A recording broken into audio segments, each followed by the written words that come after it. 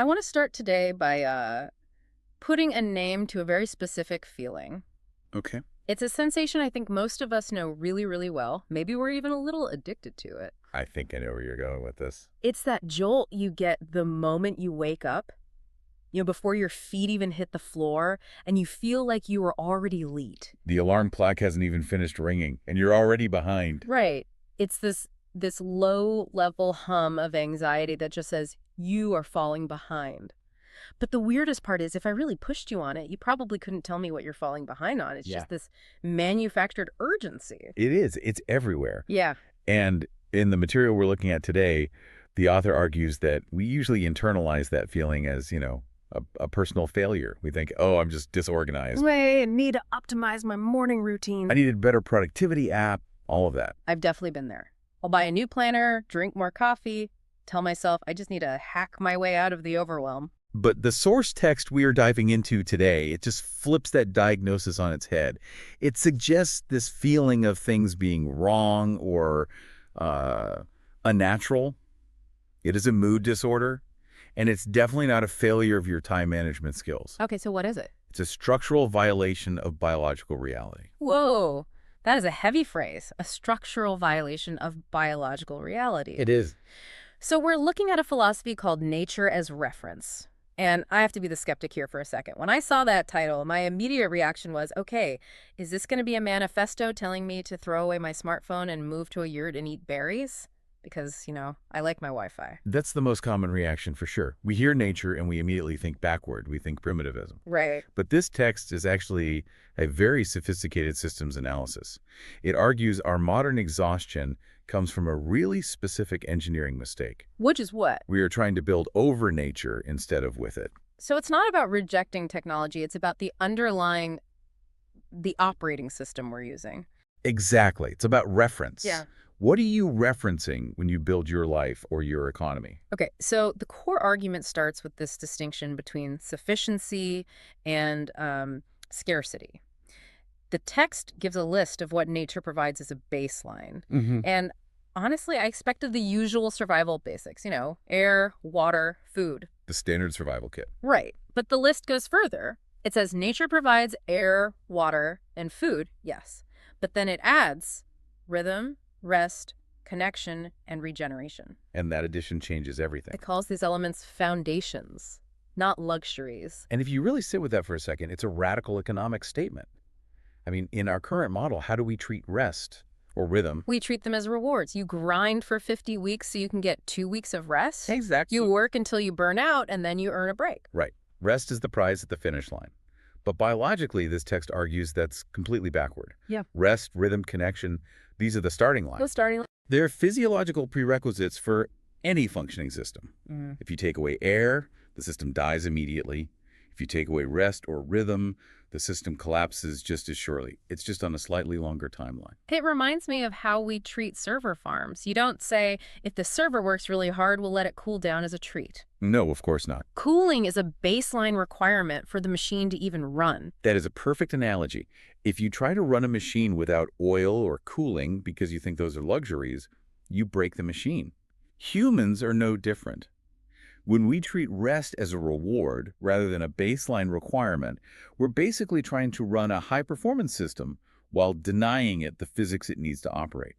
So if nature provides this sufficiency, this baseline of everything we need, including rest, then why does modern life feel so incredibly scarce? Yeah. Why does it feel like there's never enough time, never enough money, never enough status? The source calls this artificial scarcity, and this is a really, really critical distinction. It says that many modern structures are built on one axiom. And that is, nature is not enough. nature is not enough. Wow, that feels like the unspoken motto of the entire global economy. It drives everything because we assume nature isn't enough, that we don't have enough time, resources, or worth. We trigger a specific set of behaviors.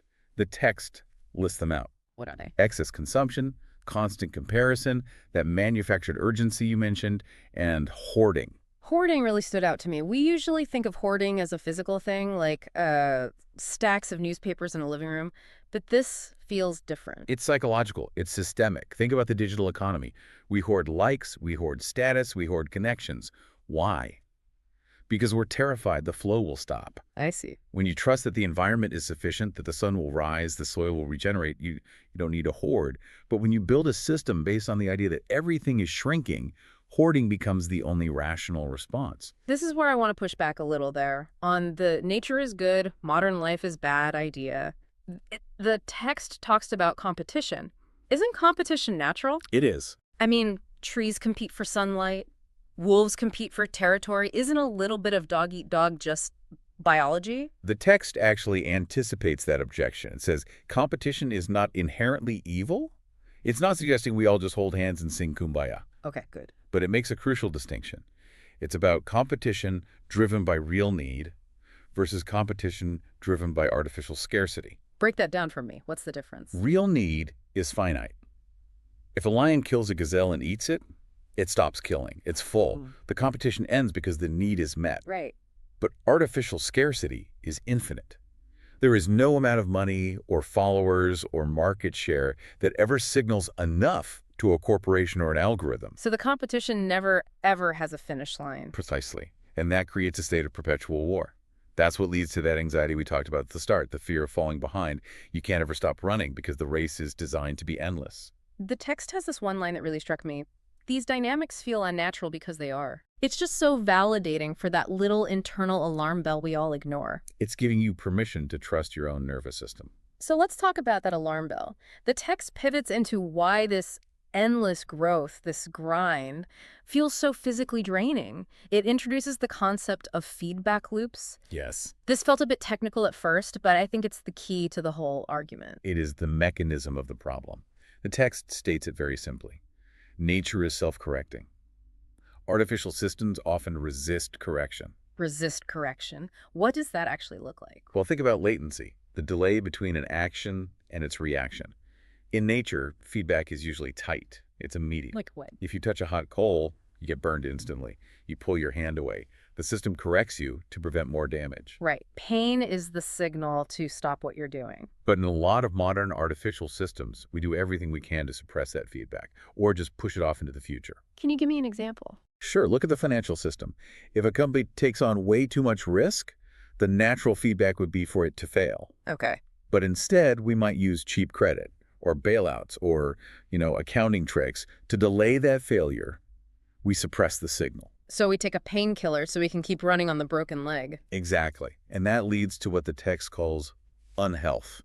It defines unhealth not just as sickness, but as any state where systems override biological and ecological limits. It calls this unhealing. And healing, that's a haunting word. It sounds like an active process. It is active. It's the active suppression of recovery. When you drink 5 coffees to override your body's need for sleep, you are engaging in unhealing. You're silencing the biological feedback loop that's just trying to protect you. Yes.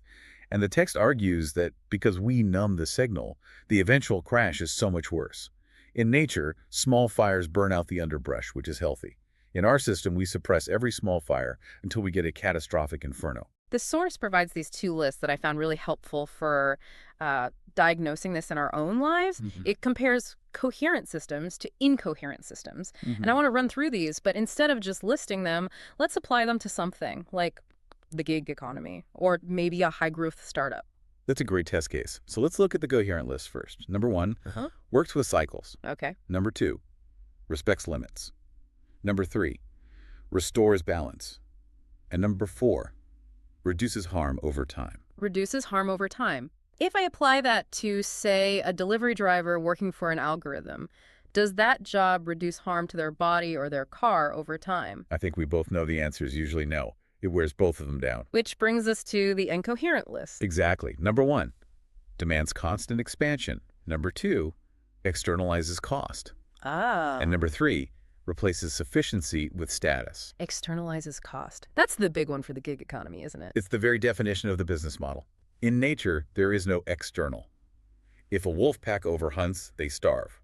The cost is internal to the system. But in an incoherent economy, A company can report massive profits because they've successfully pushed the cost of vehicle maintenance, healthcare, and retirement onto the driver or onto society. they pretend the cost doesn't exist, but it's just being paid by someone else. And that violates the principle of coherence. The text says, unnatural systems do not feel wrong because they are complex. They feel wrong because they violate feedback. We feel that externalized cost as stress, as crumbling infrastructure, as burnout. Okay, I want to pivot now to the part that I think is the hardest hurdle for people, innovation. Right. Because if we accept nature as a reference, does that mean we just stop inventing things? Do we stop building skyscrapers or developing AI? You said earlier this isn't about primitivism, but I need you to prove it. This is probably the most important clarification in the entire text. It states very explicitly, this does not mean returning to primitivism. It means returning to reference. How is that different? Primitivism is the rejection of technology. Reference is using nature as the design standard for your technology. The text says nature as reference does not prohibit culture, technology, or creativity. It sets constraints. See, constraints is kind of a dirty word in business, you know. We want disruption. We want to break things. But ask any artist, constraints are the engine of creativity. A sonnet is beautiful because it has a strict structure. A bridge is useful because it respects the constraints of gravity and physics. So the argument is? The argument is that when we innovate within the constraints of nature, regeneration, circularity, no waste, we actually get better technology, not worse. Can you give me a concrete example of that? Of better technology through constraints? Sure, look at architecture. An incoherent building is a glass box that fights the sun. It requires massive air conditioning just to stay habitable. It's fighting its environment. Okay. A coherent building, maybe using biomimicry, might have airflow systems inspired by termite mounds to cool itself passively. It works with the physics of its environment. It's higher tech, but it's reference to nature. So it's the difference between brute force and leverage. Exactly. The text distinguishes between extractive innovation and regenerative innovation. Extractive disconnects from nature. It becomes wasteful, competitive, illusory. Regenerative innovation stays connected. It becomes supportive and adaptive. It also talks about substitutes versus complements. I found that distinction really helpful. Yes, when we forget reference, we build substitutes that compete rather than complements that support. The classic example is usually something like baby formula versus breast milk. Right, and to be really clear, formula is a miracle of science. It saves lives. But when it's marketed aggressively to replace a biological function just for profit, arguing the artificial is superior to the natural. It becomes a competitive substitute. Yes, it tries to render the natural system obsolete. A complement supports the system where it's weak. A substitute tries to delete the system entirely. It's that arrogance again, isn't it? That assumption that we can engineer a better reality than millions of years of evolution. Which brings us to the philosophical cornerstone of the text. This is the big mindset shift. What is it? Nature is not minimal. It is complete. I have to admit, I struggle with that one. Because when I think natural, I think basic. I think sleeping on the ground, minimal. That's because we've conflated natural with primitive. But think about a rainforest. Is a rainforest minimal? No, it's chaos. It's incredibly dense and complex. It is incredibly sophisticated. It recycles all of its own waste. It manages its own water. It regulates its own temperature. It provides energy for millions of species. It's redundant, secure, and resilient. That is not minimal. Now that's complete. It is complete. So when we try to build beyond nature without referencing it, we're not adding value to a blank slate. We're often just creating illusion. The text is very harsh on this point. It says, illusion emerges when value is assigned without reference to life. Like crypto. Like any asset class that is detached completely from utility. If you create value likes, engagement, speculative tokens that doesn't feed anyone or house anyone or regenerate anything, you're creating value in a void. It feels fragile because it isn't tethered to the completion of the real world. And the text defines waste in a really interesting way here, too. It's not just about trash in a bin. Right. It says waste emerges when creation is detached from necessity. When we create just to keep the GDP line moving up, producing things nobody actually needs. That is the definition of waste. It's energy spent without a return to life. So the ultimate goal isn't to stop creating. It's to change who we are creating for, or maybe what we're creating in relationship with. The text puts it perfectly. The question is not whether humans should create beyond nature. The question is whether creation remains in relationship with it. It comes down to a choice. A simple choice. Are you a partner to the system that sustains you, or are you a parasite? Partner or parasite? That is a confronting question to ask on a Tuesday morning. It is.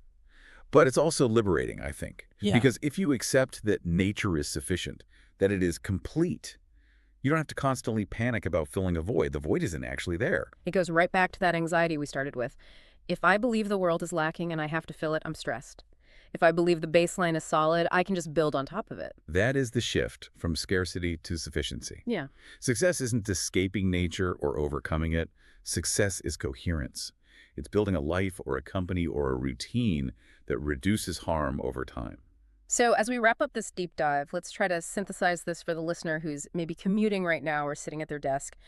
We started with the stress of artificial scarcity, the manufactured urgency. And we identified that this urgency comes from systems that violate feedback loops, systems that try to grow forever, that refuse to rest, and that externalize their costs. We looked at the solution, which isn't throwing away your phone, but adopting nature as reference, Yeah. treating things like rest, rhythm, and connection not as rewards for good behavior, but as non-negotiable engineering requirements. And just remembering that nature is not minimal, it is complete. When we remember that, we stop building substitutes that break the world, and we start building complements that can heal it. It's a shift from unhealing to health, from illusion to reality. And ultimately from disconnected to alive. I want to leave you with a specific challenge to carry into your week. We talked about how nature is self-correcting, while artificial systems tend to resist correction.